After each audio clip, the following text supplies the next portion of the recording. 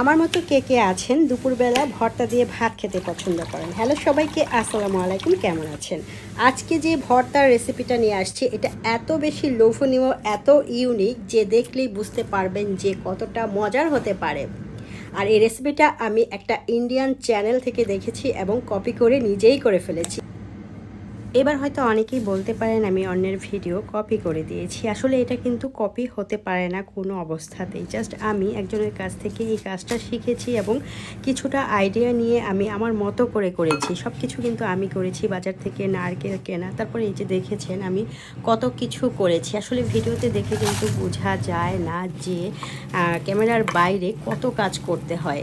এই ভর্তাটা তৈরি করতে কিন্তু আমাকে অনেক বেশি শ্রম দিতে হয়েছে। যাই হোক, শুরুতে দেখেছেন আমি নারকেলটা ভেঙে নিয়েছি। পানিটা আমি একটা পাত্রে রেখে তারপর নারকেল আর এই যে শুকনো মরিচ, পেঁয়াজ, এগুলো সব কিছু আমি সুন্দর করে পরিষ্কার করে একটা কড়াইতে একটু তেল দিয়ে ভেজে নিচ্ছি। শুরুতে আমি ওই যে শুকনো মরিচগুলো লাল লাল করে ভেজে নিয়েছি। তারপর ছোট ছোট আস্ত দেশি যে পেঁয়াজগুলো আছে সেই পেঁয়াজগুলো ভেজে নিয়েছি। এই ভর্তাটার মধ্যে এই ছোট দেশি পেঁয়াজটা খেলেই কিন্তু বেশি ভালো লাগবে। এবার আমি সব কিছু পাটার মধ্যে দিয়ে দিচ্ছি। আর নারকেলটা কিন্তু এখনও কোরানো হয়নি, আমি জাস্ট এক ফাঁকে কুড়িয়ে নেব। একটু পরিমাণ মতো লবণ অ্যাড করেছি, তো ভাবলাম যে এই ফাঁকে নারকেলটা একটু কুড়িয়ে ফেলি। একটা নারকেলের অর্ধেকটা আমি এখানে ব্যবহার করেছি, চাইলে পুরাটাই করা যাবে। এতে করে কি হবে, অনেকটুকু পরিমাণে ভর্তা হবে আর সেই ভর্তাটা ফ্রিজে সংরক্ষণ করে বেশ কিছুদিন খাওয়া যাবে। ভর্তা কিন্তু প্রতিদিন বানাতে ভালো লাগে না, জাস্ট একদিন বানিয়ে নিলে অনেক দিন কিন্তু মজা করে খাওয়া যায়। আর এই যে নারকেলের ভর্তাটা, এটা জাস্ট এত মজা, এত মজা, জাস্ট আমি মুখে বলে কোনো অবস্থাতেই কাউকে বোঝাতে পারবো না।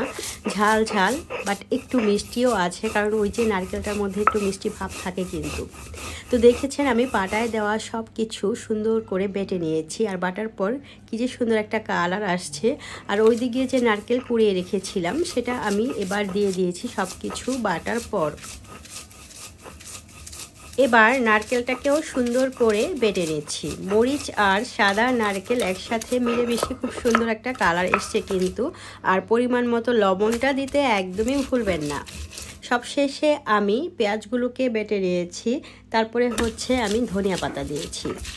যে চ্যানেল থেকে এই রেসিপিটা দেখেছি ওনারা কিন্তু এখানে কারি পাতা দিয়েছে, বাট আমার কাছে কারি পাতার সেন্টটা বেশি একটা ভালো লাগে না, তাই আমি ধনিয়া পাতা দিয়েছি।